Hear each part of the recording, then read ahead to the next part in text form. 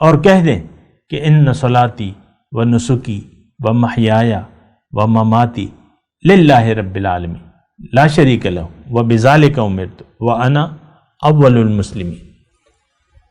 یہ اعلان کر دیں اور یہ بھی کہہ دیں کہ انی وجہت وجہیہ للذی فطر السماوات والارض حنیفا وما انا من المشرکین، کہ میں نے تو اپنا رخ اس ذات کی طرف پھیر لیا ہے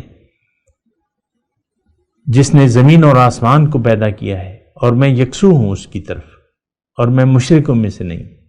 دیکھیں، یا تو آپ یکسو ہیں یا نہیں ہیں. اگر یکسو نہیں ہیں تو آپ مشرک ہیں. یہ دونوں آیات جو میں نے آخری آپ کو پڑھ کے سنائی ہے نا، اس کا مضمون واضح ہے. ما انا من المشرکین، یا تو آپ نے لبیک کہہ دیا ہے یا آپ مشرکوں میں سے ہیں. لا شریک لک لبیک اللہم لبیک لبیک لا شریک لک لبیک ان الحمد والنعمت لک والملک لا شریک لک.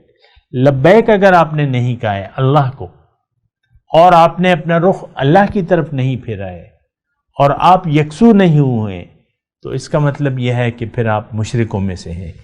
تو غور کریں، فکر کریں اور توجہ کریں، ورنہ نقصان، صرف نقصان.